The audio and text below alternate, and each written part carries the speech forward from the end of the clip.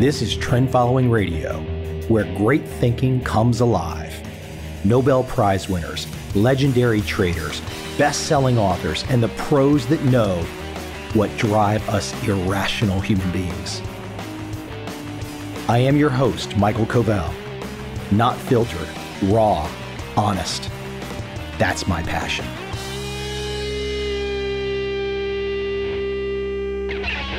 For your listening pleasure today, the 5th edition of my book, Trend Following, which is sold an abnormally high number of copies for the 1st, 2nd, 3rd, 4th, and 5th edition.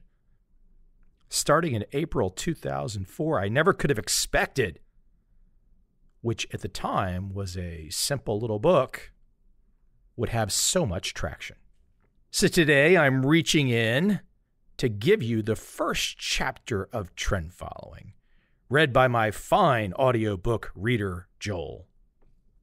Because it's at these moments in time, like right now, where something like speculation, which has not changed since the dawn of humanity, understanding and thinking about speculation, as people did back in 1874, for example, in the theory of the stock exchange theory. Yes, an actual book.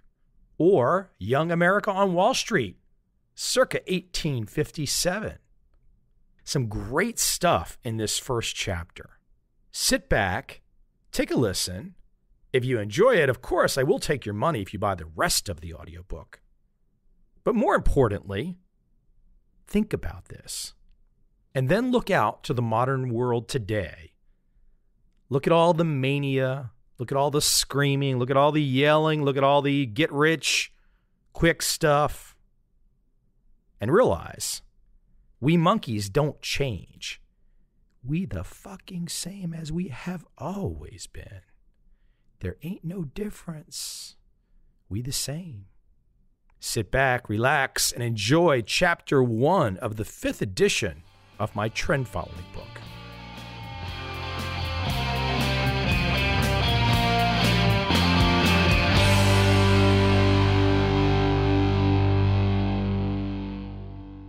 Section 1. Trend Following Principles. Chapter 1. Trend Following. An object at rest stays at rest, and an object in motion stays in motion with the same speed and in the same direction unless acted upon by an unbalanced force. Newton's first law of motion. Speculation is dealing with the uncertain conditions of the unknown future. Every human action is a speculation in that it is embedded in the flux of time. Ludwig von Mises. Speculation. It might sound pedantic, or perhaps that I'm focusing on the extraneous. I am not. A speculator's ability to receive a price they can count on as fact is the foundation of markets. Said another way, with no price, humanity is back to cavemen beating each other with clubs.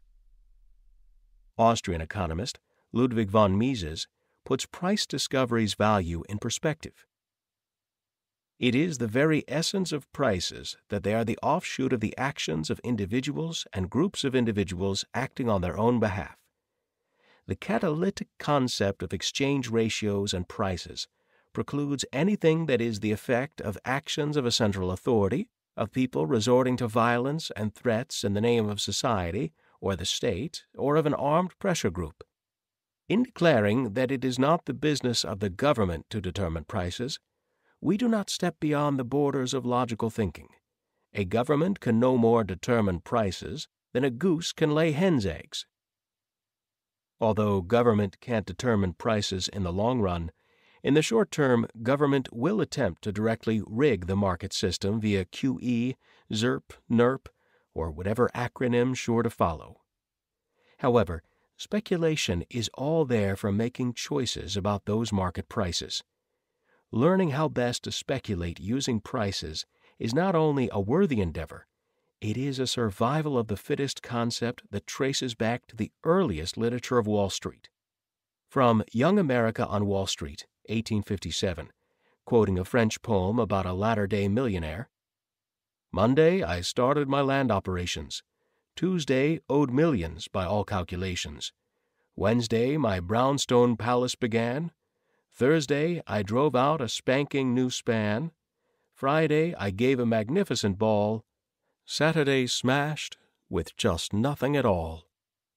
There is nothing wrong with that turn of events. It's normal. It's the expected up and down.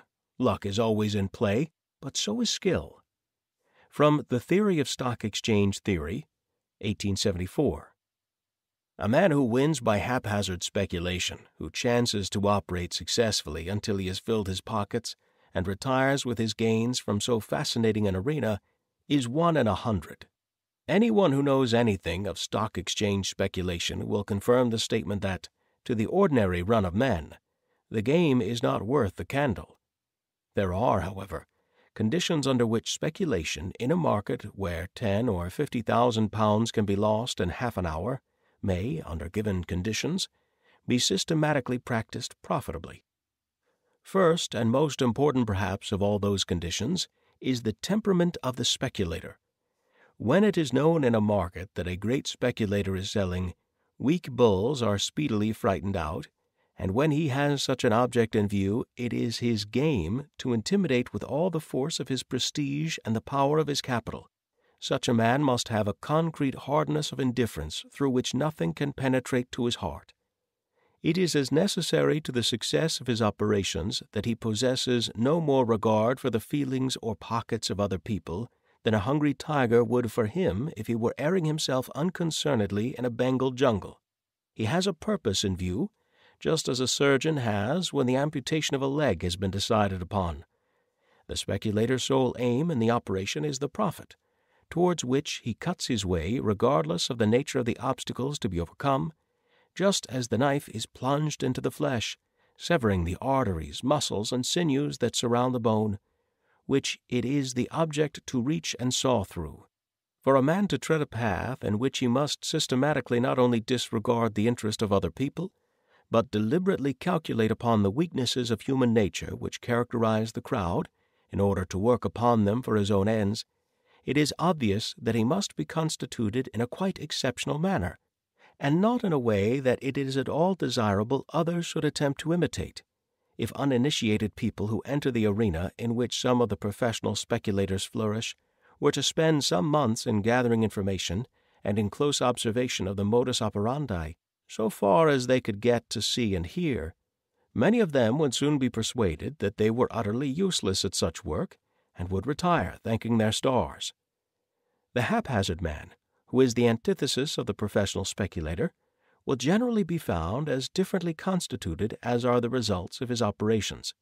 The man who makes a study and business of speculating, investigating every detail that it seems necessary to probe until he has adapted it to the rest of his machinery, will be found to be a hard-grained man, sailing very close to the wind, while your persistently haphazard man is mostly a person of flabby character and no less flabby mind, as easily frightened off a line that he has set himself to follow in the innocence of a heart that expands with a delusive consciousness of possessing power as a stray rabbit. Such a class of man is to be found by hundreds in the haunts of the stock markets, and they are always fidgeting in and out, first as little bulls and then as little bears, disappearing after a sharp panic like flies from a joint of meat that is rudely disturbed by the shop-boy, with the important difference that whereas the flies always get something, the speculators invariably drop their money. From How to Win and How to Lose, 1883, arguably the first trend-based market player arrives. The shrewdest operator ever known on the London Stock Board was David Ricardo, 1772 to 1823, who amassed an enormous fortune. In advice to a friend, he sums up as the true secret of his success the rule, every word of which is golden: keep down your losses, never let them get away from you. Let your profits take care of themselves. That precept is huge, timeless. If you were to put Ricardo into language of modern-day computer science 134 years later, you would say optimal stopping, or win-stay, lose-shift, or A/B testing. More clarification from 1883 keeps the focus on taking a loss. Speculation is looked upon as being so much more risky than other avocations because its results are more sudden and startling, though not one whit more disastrous. Statistics show that 95 out of 100 men fail in mercantile life. The proportion is not greater among speculators.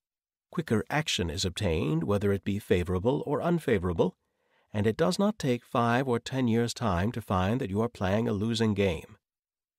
No one is saying that attitude comes naturally. From The Art of Investing, 1888, then in theory it is so easy to win by speculation, to buy at a low figure and sell at a higher, or to sell at a high figure and afterward buy at a lower, seems such a simple operation. It almost looks as if you could go into Wall Street and pick up money from the sidewalks. Intense study, practice, is the rock-solid foundation. From Gold Bricks of Speculation, 1904. Speculation is inherent in the human constitution, and men have a legal and moral right to speculate, provided they do so reasonably, intelligently, and at their own risks. Reasonable speculation is such speculation as cannot seriously or permanently affect the resources or position of the person indulging in it. Intelligent speculation is such speculation as is indulged in only after a thorough investigation and study of the subject of the speculation. The professional speculator is in the market not for the purpose of either depressing or raising prices. He is as ready to make money on a rise as on a fall in prices. In either case, he will try to ascertain what the probable tendency of the market is before he embarks in any undertaking. No speculator or clique of speculators in their senses would undertake to try to depress prices in the face of a rising market. From Investments and Speculation, 1911, it's easy to see free market capitalism and less government as optimal. Call it what you will, speculation will always be with us. Prudes may frown upon it, superficial thinkers may confuse it with the commonest forms of gambling, and sociologists may dream of the day when envy, ambition, and covetousness will be a thing of the past and the human race can exist in peace without these human traits. But their agitations and outcries can no more check speculation than human ingenuity can devise a scheme to control the tides. What the blood is to the human body, speculation is to business. It is absolutely a necessary part of it. The only difference, if there is at all a difference, is in the form it assumes. What would business be without incentive? In fact, incentive is all there is at the bottom of speculation. Men are willing to take risks to acquire wealth. They are willing to stake their capital upon opportunities which appeal to their judgment. From the pioneer who heedlessly plunges into a trackless waste to find a new home with greater opportunities for the acquisition of wealth, to the modern capitalist who, to control the trade in a given commodity, plans gigantic trusts, is a long line of speculators, as speculation is behind all their ambitions. The inventor who is apparently of all men the least of speculators takes greatest speculative chances, for he uses up time and energy to shape his ideas into some form where they can be of practical use, and should he fail, has wasted them utterly and lost all. Illustration after illustration could be given to demonstrate how speculation in a greater or less degree enters into the material welfare of each individual. Without speculation, no business could progress. It is the dynamic power behind every incentive to activity and progress. It is the desire for gain which prompts the inception of every venture. If it is all that, then it can be readily seen how necessary speculation is. In fact, speculation in its highest form has shaped the course of history and often changed the map of the world. Intelligent speculation is no crime. It is not gambling. It is merely pitting human shrewdness against the uncertainties of the future. For that matter, life itself is a speculation in which ministers, prudes, and agitators hope to avoid sickness and accident and live their allotted span of life. Between speculation and gambling, there is as much difference as there is between night and day. Speculation commands the exercise of the greatest measure of acumen, where gambling trusts everything to luck and the turn of a card. Experience has demonstrated far too convincingly that wherever speculation has been leashed by the iron bonds of the law, the effect has been almost an immediate stoppage in the material progress of the country. And finally, from Psychology of the Stock Market, 1912, 1 year before the Federal Reserve System was established, the behavioral school comes into focus. The psychological aspects of speculation may be considered from 2 points of view, equally important. One question is, what effect do varying mental attitudes of the public have upon the course of prices? How is the character of the market influenced by psychological conditions? A second consideration is, how does the mental attitude of the individual trader affect his chances of success? To what extent and how can he overcome the obstacles placed in his pathway by his own hopes and fears, his timidities, and his obstinacies? This wisdom is clean, clear, and instantly true for those awake. These days, however, speculation is often positioned as a pejorative among the intelligentsia. While I enjoy Oliver Stone's outsider status, his film Wall Street, Money Never Sleeps, 2010, paints speculation quite differently, as his film's main character, Gordon Gekko, profanes, "The mother of all evil is speculation." Stone is not alone in making an enemy out of speculation. New Age guru Deepak Chopra makes the sweeping generalization that Wall Street is broken for sure because it succumbed to greed and corruption and pure speculation with no values. Wall Street, the phrase, can mean anything. If Chopra is talking big bank bailouts, it is easy to agree with him. But pure speculation practiced honestly is far from valueless. Politicians, too, love the sport of ripping speculators, an enduring ritual. United States Socialist Bernie Sanders was predictable. "I'm not too much into speculation." The character Bobby Axelrod of Billions counters Sanders. "What have I done wrong, really? Except make money, succeed. All these rules and regulations, arbitrary, chalked up by politicians for their own ends." Axelrod is, of course, a fictional, fast and loose day trader built on inside information, but his words uttered by many an honest man over the millennia, expose in raw form the hatred inferior minds have towards speculation and reinforce it as a worthy endeavor, at least for those disconnected from the matrix. Winning versus losing. It is typical the general public equates winning in the markets with abusing the financial market system. You know the horror stories, so I won't overwhelm you. However, there are players with the utmost integrity who achieve spectacular returns year after year. Examine their beliefs and self-perceptions, and you will understand what keeps them honest. But before you examine their perspectives, take a moment to consider your own. For example, at the end of the 1990s, or let's say summer 2007, or even fall 2016 for that matter, when investors were feeling more secure financially on paper, the you-know-what hit the fan, or was about to, and by the time it was over, they had lost significant money. They became angry with analysts, experts, brokers, and money managers, whose advice they had guzzled down. Now they know they will not meet their investment goals or come close to the mythological retirement. They've religiously held on to their remaining investments, hoping they will eventually turn around. But 401k decisions are paralyzing. They still believe indexing or buying and holding is the way to go. After all, they've been sold that meme for decades. But now, as a final act of desperation, they give up. They rationalize winning as only dumb luck.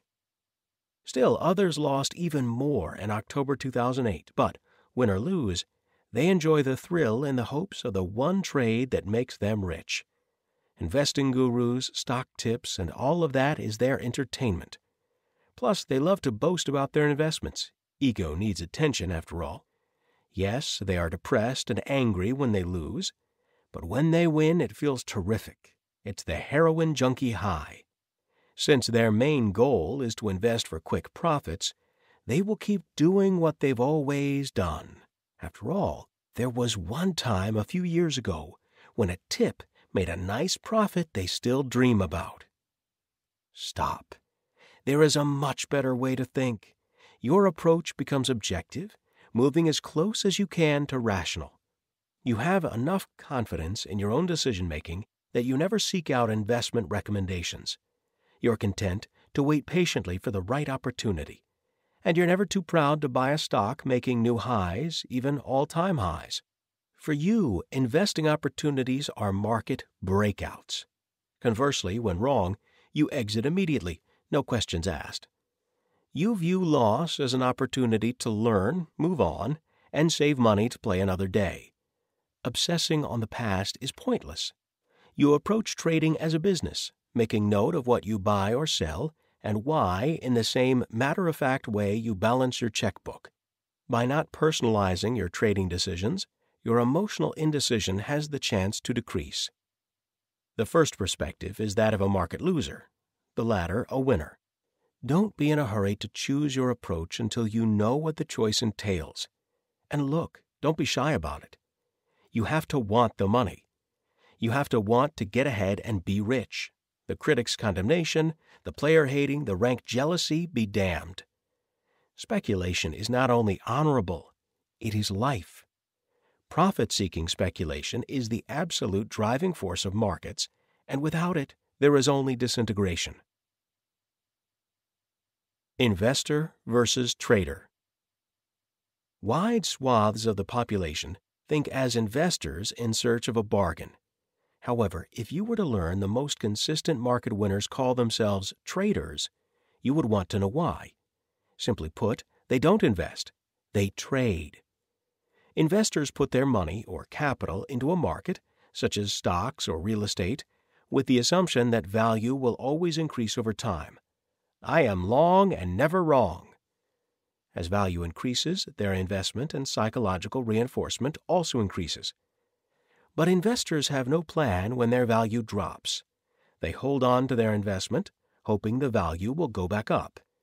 Investors succeed in bull markets and lose in bear markets, like clockwork. This is because investors have zero plan to respond when losses mount. They always choose to hang tight and continue to lose. And if mainstream press continually positions investing as good or safe and trading as bad or risky, average investors will be reluctant to align themselves with trading.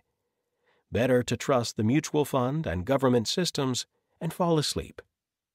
A trader, on the other hand, has a defined plan or strategy to put capital to work to achieve profit. Traders don't care what they buy or what they sell as long as they end up with more money than their starting capital. They are not investing in anything. They are trading. It is a critical distinction. Trader Tom Basso believes a person is a trader whether or not he or she is trading. Some mistakenly think they must be in and out of the markets every day to call themselves traders. What makes someone a trader has more to do with their perspective on life more than making a given trade. For example, a great trader's perspective must include extreme patience. Like the African lion waiting days for the right moment to strike its unsuspecting prey, great trading strategy can wait weeks or months for the right trade with the right odds, and only then pull the trigger. Additionally, and ideally, traders will go short as often as they go long, enabling them to make money in both up and down markets. However, many traders won't or can't go short. They struggle with the counterintuitive concept of making money on market declines. I would hope the confusion associated with making money in down markets will dissipate, but it won't. Human nature believes in only up. Fundamental versus technical. There are two basic trading theories. The first is fundamental analysis. It is the study of external factors that affect the supply and demand. Fundamental analysis uses factors such as Federal Reserve meetings, 24/7 news, weather reports, regulatory knowledge, price-earnings ratios, and balance sheet projections to make buy and sell decisions. By monitoring all fundamentals, one can supposedly predict a change in direction before that change has been reflected in the price of the market, with the belief you can then make money from that knowledge. That means you can sit around, ponder the viability of Uber's autonomous car fleet, make your bets on whatever markets, and the easy bling money rolls in. The vast majority of Wall Street is fundamental analysis alone. They are the bankers, academics, brokers, and analysts who always have an opinion or prediction, rain or shine. Many of these Wall Street players have serenaded millions with fundamental stories for decades. Gullible and naive investors buy into rosy fundamental projections riding bubbles straight up with no clue how to exit. Consider an exchange with President George W. Bush before the Great Recession. Question: I'm a financial advisor here in Virginia, and I wanted to ask you what your thoughts are on the market going forward for 2008, and if any of your policies would make any difference. President Bush: No. Laughter. I'm not going to answer your question. If I were an investor, I would be looking at the basic fundamentals of the economy. Early on in my presidency, somebody asked me about the stock market, and I thought I was a financial genius, and it was a mistake. Laughter. The fundamentals of this nation are strong. One of the interesting developments has been the role of exports in overall GDP growth. When you open up markets for goods and services and we're treated fairly, we can compete just about with anybody anywhere. And exports have been an integral part, at least of the third quarter growth. But far be it from me, I apologize for not being in the position to answer your question. But I don't think you want your president opining on whether the Dow Jones is going to, laughter, be going up or down. The president's view is a cardboard cutout of the type of fundamental view shared by the vast majority of market participants. An excerpt from Yahoo Finance outlining a typical market day is instantly familiar. It started off decent, but ended up the fourth straight down day for stocks. Early on, the indices were in the green, mostly as a continuation from the bounce Monday afternoon, but as the day wore on and the markets failed to show any upward momentum, the breakdown finally occurred. The impetus this time was attributed to the weakness in the dollar, even though the dollar was down early in the day while stocks were up.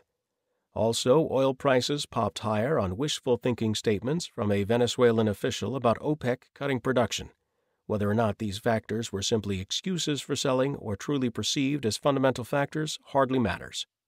Millions consume news or fake news drivel such as this every minute, hour, day, year, and decade. Thousands have watched the likes of CNBC's Jim Cramer's Mad Money show promote similar projections for what seems like decades, actually back to 2005. But predictions based off fundamental analysis are a crapshoot guessing game, as you will never know all fundamentals in what has become an ever-expanding fact and factless society. But instead of helping people to understand news is not at all critical to their money-making decision-making, politicians across the globe are gearing up to stamp out the supposed scourge of fake news.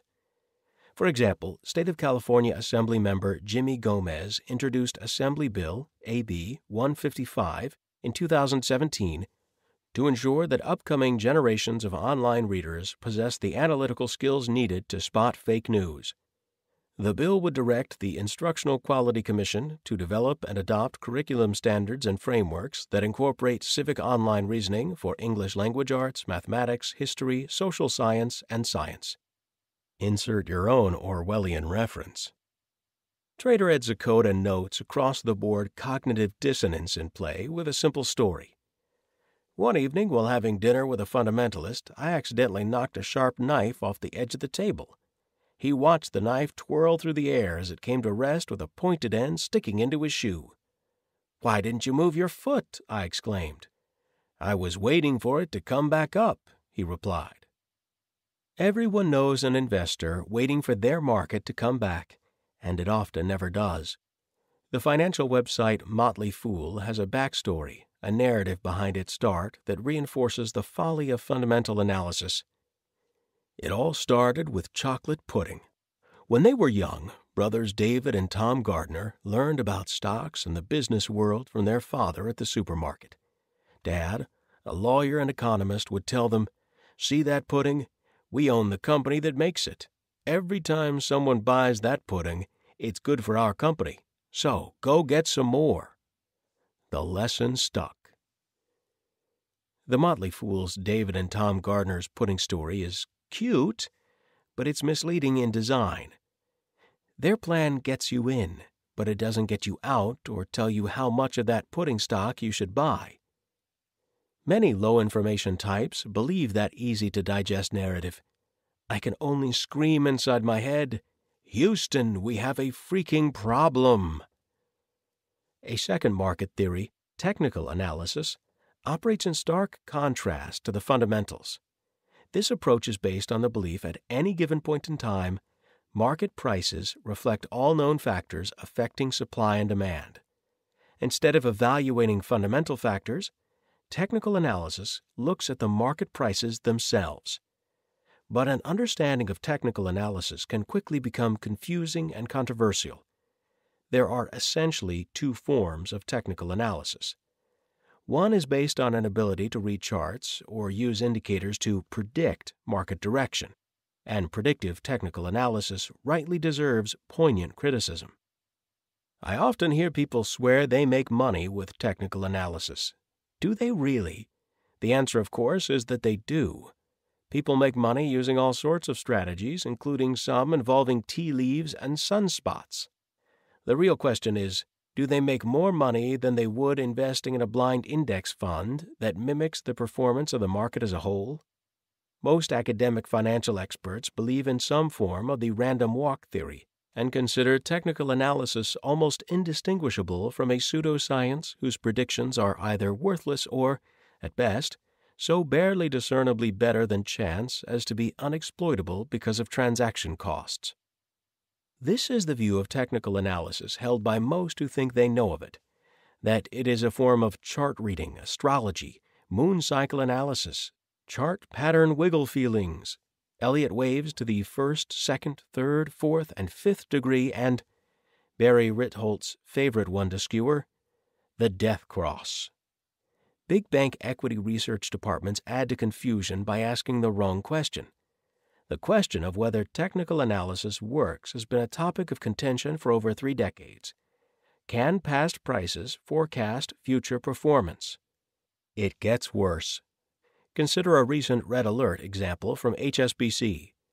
The Head & Shoulders top with the neckline acting as resistance comes on top of a potentially bearish Elliott wave irregular flat pattern and the fact that the index is now backing off from the old 2015 highs.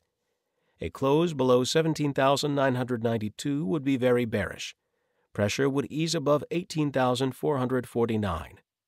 Good luck with that. There is a second type of technical analysis that neither predicts or forecasts. This type is based on reacting to price action, as trend trader Martin Estlander notes. We identify market trends, we do not predict them. Our models are kept reactive at all times. Mebane Faber expands on reaction by noting 3 criteria are necessary for a model to be simple enough to follow, yet mechanical enough to remove emotion and subjective decision-making. 1. Simple, purely mechanical logic. 2. The same model and parameters for every asset class. 3. Price-based only. Instead of trying to predict market direction, an impossible chore, trend following reacts to movements whenever they occur. This enables a focus on the actual price risk while avoiding becoming emotionally connected with direction, duration, and fundamental expectations. This price analysis never allows entry at the exact bottom of a trend or an exit at the exact top, and you won't necessarily trade every day or week. Instead, trend following waits patiently for the right conditions. There is no forcing an opportunity not there. And with this view, there are not exact performance goals. Some want a strategy that dictates, I must make $400 a day. The trend-following counter is, sure, but what if markets don't move on a given day? Trend following works because you don't try to outthink it. You are a trend follower, not a trend predictor. Discretionary versus systematic. There are investors and traders, and trading can be fundamentally or technically based. Further, technical trading can either be predictive or reactive. However, there is more distinction. Traders can be discretionary or mechanical. Trader John W. Henry makes a clear distinction between the two strategies. I believe that an investment strategy can only be as successful as the discipline of the manager to adhere to the requirements in the face of market adversity. Unlike discretionary traders, whose decisions may be subject to behavioral biases, I practice a disciplined investment process. When Henry speaks of decisions that may be subject to behavioral biases, he is referring to those who make their buy and sell decisions on fundamentals, the current environment, or any number of other whatever factors. It's a never-ending parade of data they can supposedly sift through and utilize. In other words, they use their discretion, hence the use of discretionary to describe their approach. Decisions made at the discretion of the trader can be changed or second-guessed nonstop. These discretionary gut trading decisions will be colored by personal bias. I have yet to see a multi-decade track record produced by gut trading. It's 100% fantasy. Many imagine the process is like a fighter pilot strapped into the cockpit, armed with an instinctive feel or even an innate gift. It's not that. Now, a trader's initial choice to launch a trading system is discretionary. You must make discretionary decisions such as choosing a system, selecting your portfolio, and determining a risk percentage. Some would argue even these aspects can be made systematically too. However, after you've decided on the system orientation basics, you can systematize these discretionary decisions and make them mechanical. Mechanical or systematic trading systems are based on objective rules. Traders put rules into computer programs to get in, buy, and out, sell of a market. A mechanical trading system eliminates emotional vacillation. It forces discipline to stick with the process. If you rely on mechanical trading system rules and break them with discretion, you are guaranteed to go broke. Henry puts into perspective the downsides of discretionary thinking. Unlike discretionary traders, whose decisions may be subject to behavioral biases, we practice a disciplined investment process. By quantifying the circumstances under which key investment decisions are made, our methodology offers investors a consistent approach to markets, unswayed by judgmental bias. Maybe it is rigid to say it's against the rules to use a little discretion. You might think, how boring to live like a CPA. Where's the fun if all you ever do is follow a mechanical model? Successfully making fortunes isn't about excitement. It's about winning. A researcher at Campbell & Company, one of the oldest and most successful trend-following firms, is adamant. One of our strengths is to follow our models and not use discretion. This rule is written in stone at Campbell. Trend trader Ewan Kirk adds, systematic trading involves coming up with a statistical model of the markets.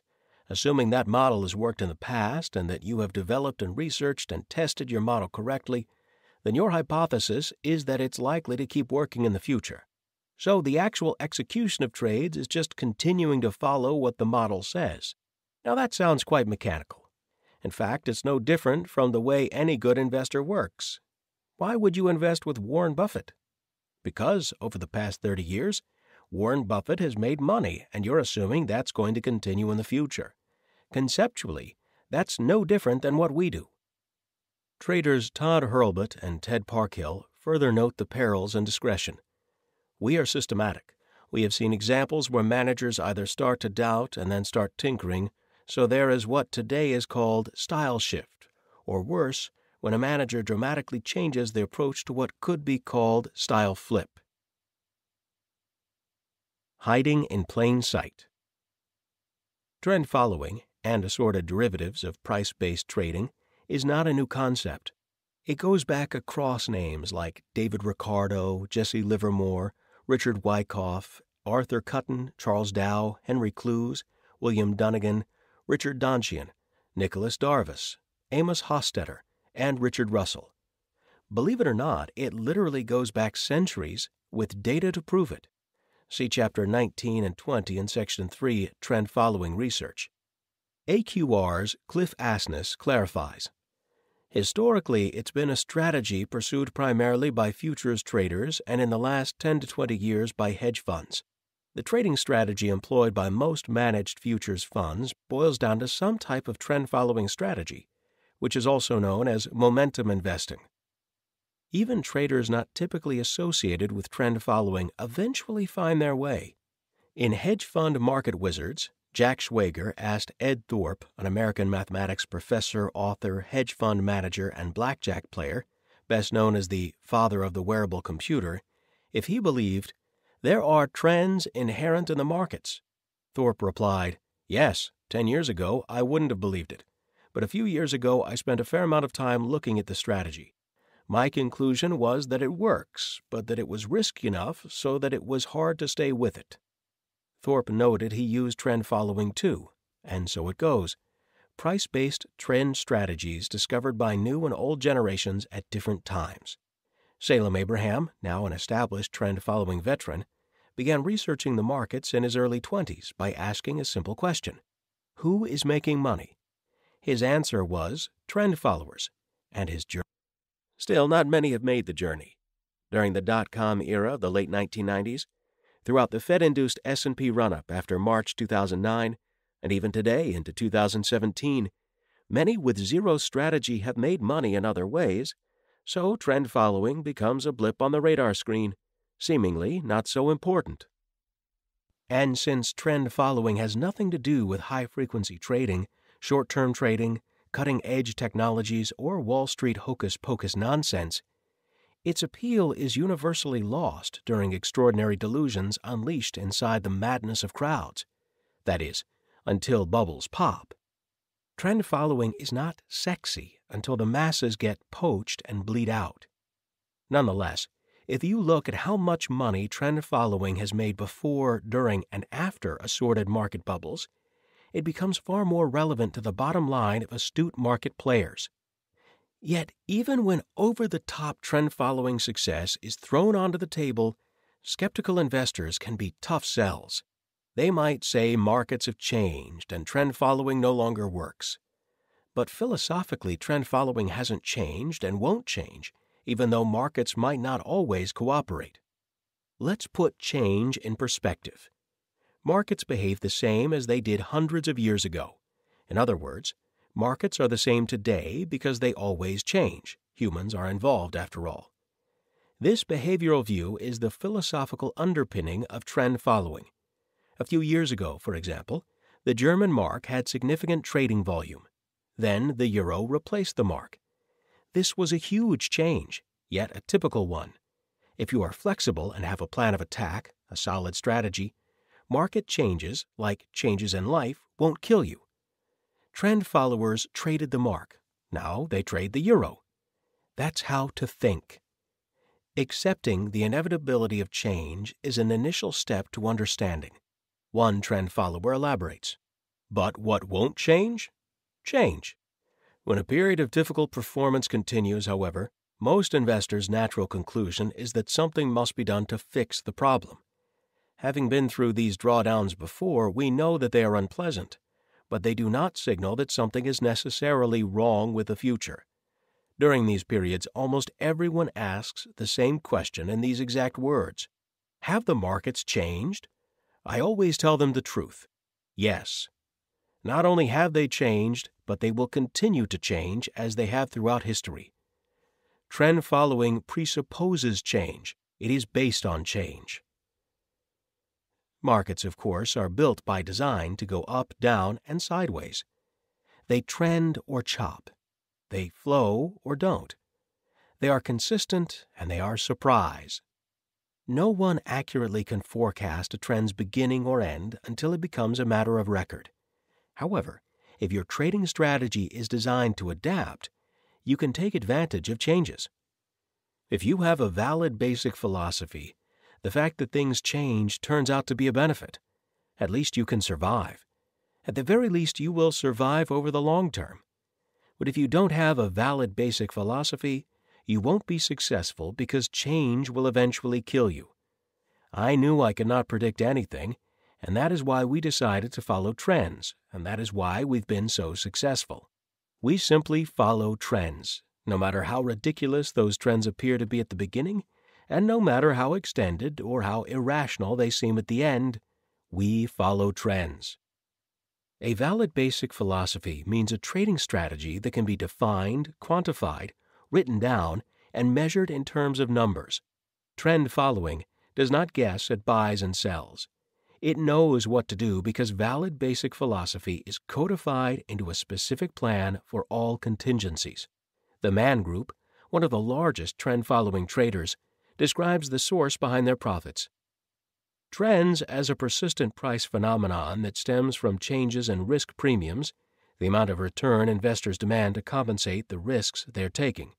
Risk premiums vary massively over time in response to new market information, changes in economic environment, or even intangible factors such as shifts in investor sentiment. When risk premiums decrease or increase, underlying assets have to be priced again. Because investors typically have different expectations, large shifts in markets result over several months or even years as expectations are gradually adjusted. As long as there is uncertainty about the future, there will be trends for trend followers to capture. Change is life. Patrick Welton saw no evidence trend following has devolved. He constructed 120 trend following models. Some were reversal-based and some not. Some were breakout-style trading systems based on price action, and others relied on volatility and band-style breakouts. The average holding periods ranged from 2 weeks to 1 year.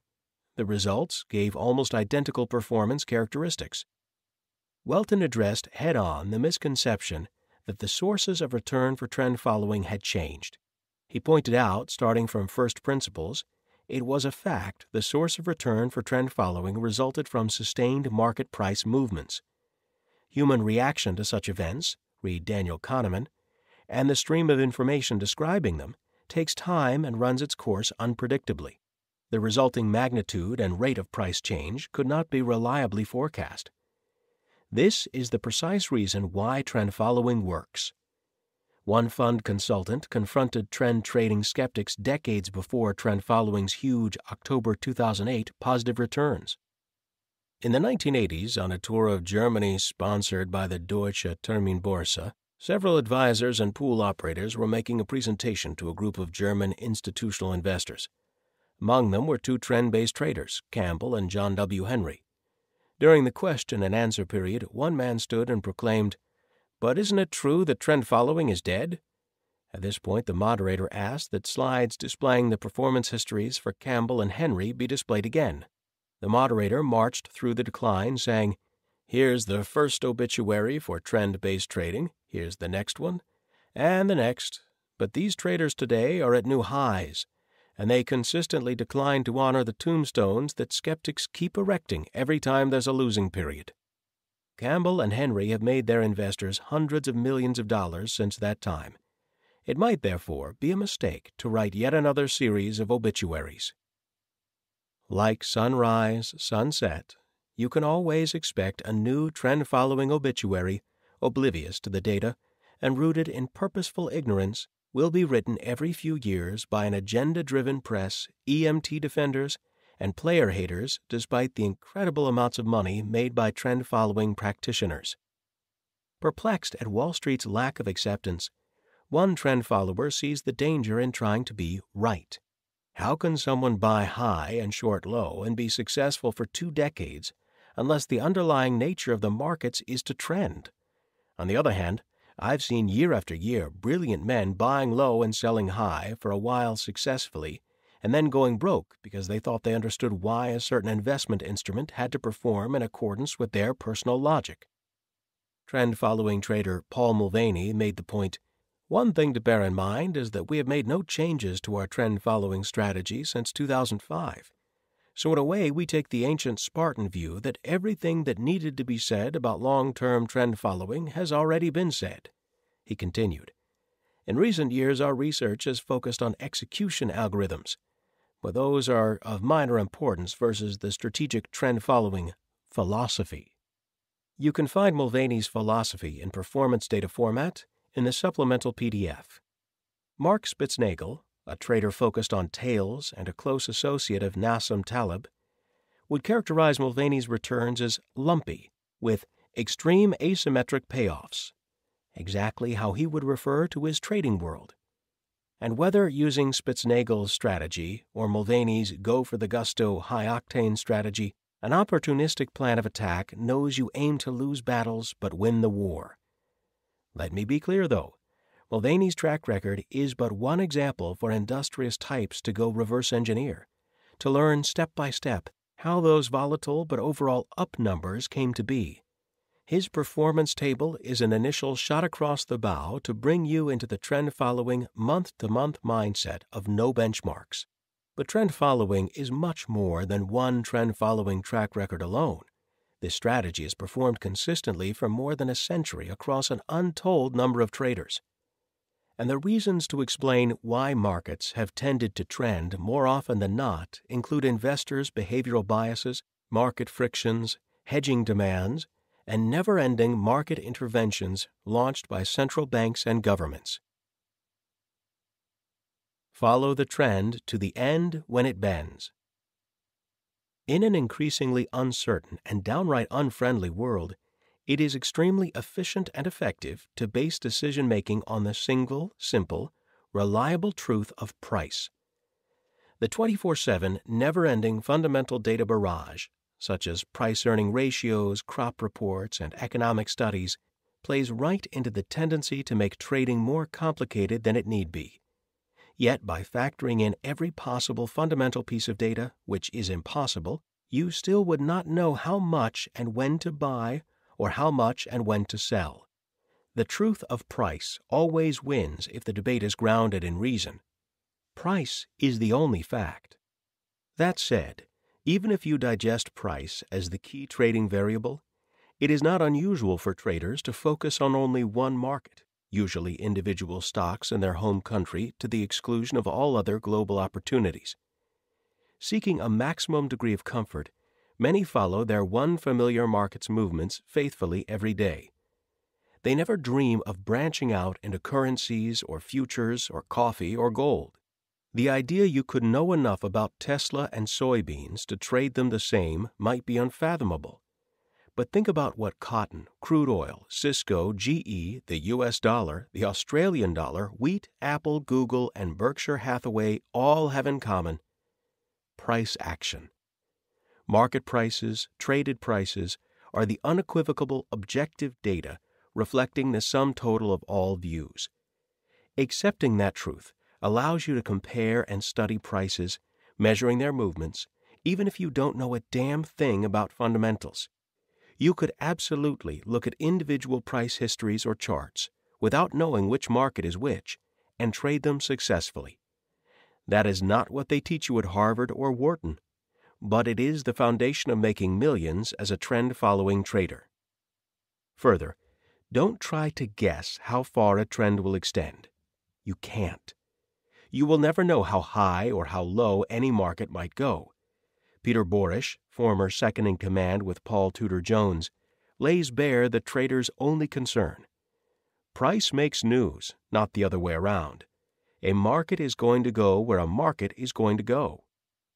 The concept of price as the paramount trading signal is too simple for Wall Street to accept. This confusion or misinformation is seen across the mainstream press, where they always emphasize the wrong numbers. Bill Griffith of CNBC: "At some point, investing is an act of faith. If you can't believe the numbers, annual reports, etc., what numbers can you believe?" He misses the point. It doesn't matter whether you can or cannot believe an earnings statement.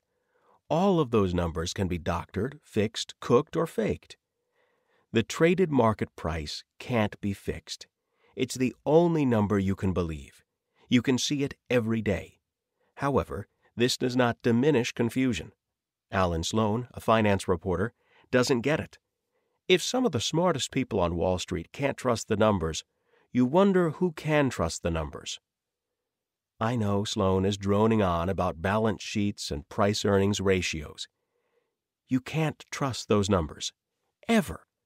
Bad actors can always alter them. Even if you knew accurate balance sheet numbers, that info doesn't necessarily correlate with buying and selling at the right time. A critical lesson from an old pro trend trader. Political uncertainty is one reason why investment decisions are not driven by discretionary judgments. How, for example, do you measure the impact of statements from central bankers and treasury chiefs?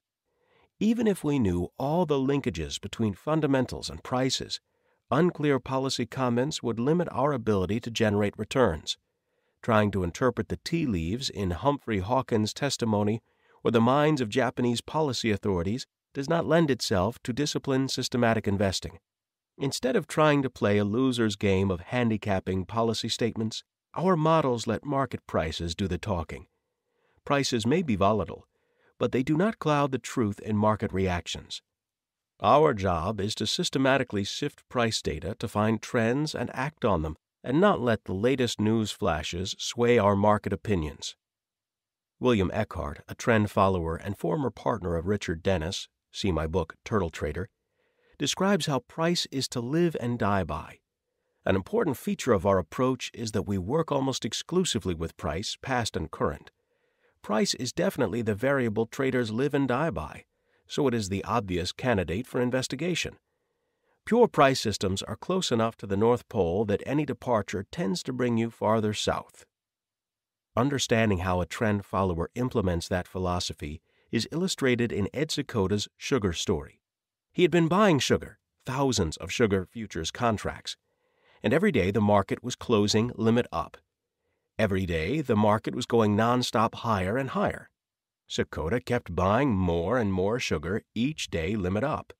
An outside broker was watching all of Seykota's action, and one day the broker called him after the market close, and since he had extra contracts of sugar that were not balanced out, he said to Seykota, "I bet you want to buy these other 5,000 contracts of sugar." Seykota replied, "Sold." After the market closes limit up for days in a row, Seykota says, "Sure, I'll buy more sugar contracts at the absolute top of the market." Everybody instinctively wants to buy sugar on the dip or on the retracement. Let it come down lower, they pine. I want a bargain, is their thinking, even if the bargain never appears. Trend following works by doing the opposite. It buys higher highs and sells short lower lows. Good traders confuse price. The trading histories of Julian Robertson and Louis Bacon, two famed hedge fund titans, underscore the importance of price for decision-making. After the dot-com crisis, Julian Robertson shut his long-running hedge fund down. He was a global macro trader who relied on fundamentals for decision-making. Robertson had a close relationship with another global macro trader, Louis Bacon. Bacon was extremely secretive to the extent that it was nearly impossible to find out his performance numbers unless you were a client. Although Bacon did not advertise himself as a trend follower, he was focused on price action. If a stock goes from 100 to 90, an investor who looks at fundamentals will think maybe it's a better buy. But with Louis Bacon, he will figure he must have been wrong about something and get out. Contrast that, say, with Julian Robertson, who, even after shutting down his firm, was doggedly holding on to massive positions in such stocks as U.S. Airways Group and United Asset Management Corp. Bacon made the comment in an investor letter that those traders with a futures background are more sensitive to market action, whereas value-based equity traders are trained to react less to the market and focus much more on their assessment of a company's or situation's viability. Every successful trader is a trend follower, even if they don't use the technique, admit it, or know it. Trend followers know to pick the trend start is a masochistic exercise.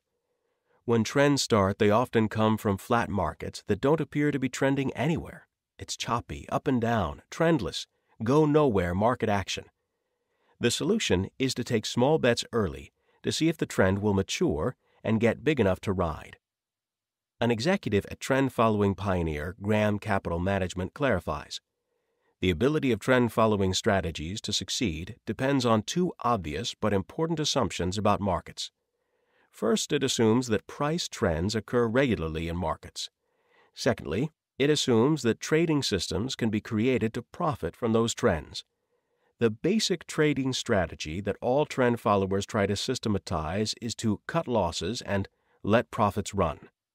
I asked Charles Faulkner to expand. "The first rule of trading is to cut your losses and let your profits run, and then that it's the hardest thing to do. Seldom do any of them wonder why, and yet this is exactly where the efficient market theory breaks down, And the psychological nature of the markets shows through. When we lose or misplace something, we expect to find it later. The cat comes back. We find our car keys. But we know $1 on the street will not be there with the next person who passes by. So experience teaches us that losses are unlikely and gains are hard. A bird in the hand is worth two in the bush. This is when I tell them that they earn their trading profits by doing the hard thing, by going against human nature. This is where the discipline comes in, the psychological preparation, the months of system testing that give the trader the confidence to actually trade against his natural tendencies. If cutting losses and letting profits run is the trend-following mantra, it is because harsh reality dictates you can't play the game if you run out of money. No money, no honey. Trend trader Christopher Cruden sarcastically builds the thought, I would prefer to finish with a certain currency forecast based upon my own fundamental reading of the market and one that underpins my personal investment philosophy. The only problem is I can't tell you when this will happen or which event will be first. On that basis alone, it seems best to stay with our systematic approach. A good example of not letting profits run can be seen in trading strategies that take profits off the table before the trend is over. For example, one broker told me one of his strategies was to ride a stock up for a 30% gain and then exit. That was his strategy. Let it go up 30% and get out. Sounds reasonable. However, a strategy that uses profit targets is problematic at a root level. It goes square against the math of getting rich, which is always, without question, to let your profits run. If you can't predict the end or top of a trend, don't get out early and risk leaving profits on the table. You will need the biggest winners, after all, to pay for the smaller losers. For example, let's say you start with $50,000. The market takes off and your account swells to $80,000. You could, at this point, quickly pull your $30,000 profit off the table. Your wrong thinking is if you don't take these profits immediately, they will be gone. Trend followers know that a $50,000 account may go up to $80,000, back to $55,000, back up to $90,000, and from there, perhaps all the way up to $200,000. The person who took profits at $80,000 is not around to take the ride up to $200,000. Letting your profits run is tough psychologically. But understand, in trying to protect every penny of your profit, you never make big profits. Those are the stark choices for the big boy game. You are going to have ups and downs in your trading account. Get over it. Losses are a part of the trading game no matter the strategy. If you want no losses, if you want positive returns every month, well, you could have your money with the Ponzi scheme of Bernard Madoff and his fake monthly 1% performance. But you know how that turned out. You can't make money if you are not willing to lose. It's like breathing in, but not willing to breathe out. Think of it this way. If you don't have losses, you are not taking risks. If you don't risk, you won't ever win big. Losses aren't the problem. You must always cut them. Ignore losses with no plan, let them build up, and they will come back to wipe out your account. Theoretically, really big losses rarely befall trend-following strategy because it eliminates or reverses positions as soon as the market goes against it. The rationale for hanging in is that any price move could be the beginning of a trend, and the occasional big breakout justifies a string of small losses. Surf the waves. I am fortunate to have learned from trader Ed Sakota starting in 2001 with our first Virgin Islands meeting, through a 2012 panel with Larry Hite, and up to his 2016 podcast appearance. But early on, he told me a story about being in Bermuda with a new trader who wanted secrets. "Give me the quick and dirty version of your magical trading secrets," the neophyte beamed. Sakota took the new trader out to the beach. They stood there watching the waves break against the shoreline. The newbie asked, "What's your point?" Sakota said, "Go down to the shoreline where the waves break. Now begin to time them. Run out with the waves as they recede and run in as the waves come in. Can you see how you could get into rhythm with the waves? You follow the waves out and you follow them in. You follow their lead. The truth of trend following is its philosophical underpinnings are relevant not only to trading, but to life in general, from business to personal relationships. The old pro-trend followers were clear with me in their words and actions. Trend following works best when pursued with the right mindset and unbridled passion. First, consider the role of proper mindset. As Stanford psychologist Carol Dweck teaches, in a fixed mindset, people believe their basic qualities like their intelligence or talent are simply fixed traits. They spend their time documenting their intelligence or talent instead of developing them. They also believe that talent alone creates success without effort. They're wrong. In a growth mindset, people believe that their most basic abilities can be developed through dedication and hard work. Brains and talent are just the starting point. This view creates a love of learning and a resilience that is essential for great accomplishment. Virtually all great people have had these qualities. Second, trading coach and psychologist Brett Steenbarger argues the passion point. Find your passion, the work that stimulates, fascinates, and endlessly challenges you. Identify what you find meaningful and rewarding, and pour yourself into it. If your passion happens to be the markets, you will find the fortitude to outlast your learning curve and to develop the mastery needed to become a professional. If your passion is not the markets, then invest your funds with someone who possesses an objective track record and whose investment aims to match your own. Then go forth and pour yourself into those facets of life that will keep you springing out of bed each morning, eager to face each day. In my experience, it became crystal clear when used within the context of mindset and passion. The term trend following can be substituted in this edition for other aspects of life. That insight crystallized in a passage from Brenda Euland's 1938 book on creative writing. Whenever I say writing in this book, I also mean anything you love and want to do or to make. It may be a 6-act tragedy in blank verse. It may be dressmaking or acrobatics, or inventing a new system of double-entry accounting. But you must be sure that your imagination and love are behind it, that you are not working just from grim resolution, i.e. to impress people. Successful trend followers don't trade with grim resolve or with the intention to impress. They are playing a game to win and enjoying every moment of it. Like other high-level performers, think professional athletes and world-class musicians, they understand how critical it is to maintain a winning attitude for success. And as Larry Hite told me, good trend-following traders ask questions. The first question you have to ask yourself, who are you? I'm not kidding. And don't look at your driver's license. But what you got to say to yourself, what am I comfortable doing? Am I an arbitrager? Am I a short-term trader? It is really important that you understand who you are and what you want to do. The next thing you have to ask yourself, one of the real details, what are you going to do? What are you going to do exactly? What has to be done? Is it hard to you? Is it easy? Do you have the materials to do it? One of the great things about the market is the markets don't care about you. The market doesn't care what color you are. The markets don't care if you are short or tall. They don't care about anything. They don't care whether you leave or stay. The last question you have to ask yourself, what follows? You have to ask yourself, if I do this and it works, where am I? What have I got? Now, what I've said may really sound like it's pretty simple and common sense, but think about the failed hedge fund long-term capital management.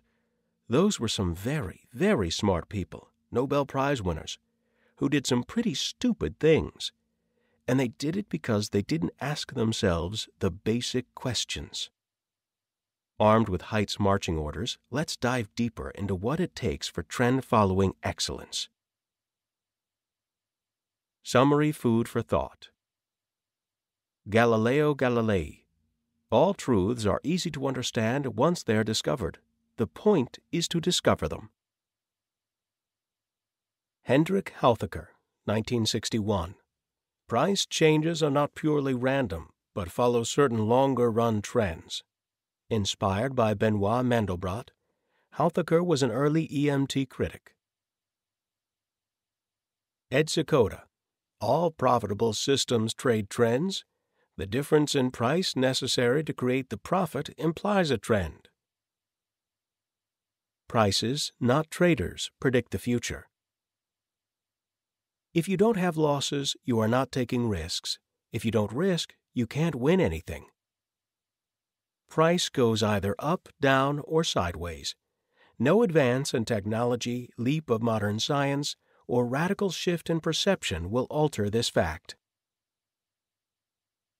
What if they told you the best way to get to point B without bumping into walls would be to bump into walls and not worry about it? Don't worry about getting to point B, but enjoy bumping into walls. Trend-following strategy is not for trading alone. The MIT Blackjack team, led by Mike Aponte, podcast episode number 22, pursued very similar strategies, as do venture capitalists like Mark Andreessen. Film producer Jason Blum also uses an edge-seeking strategy to produce films. To receive my free interactive trend-following presentation, send a picture of your receipt to receipt@trendfollowing.com.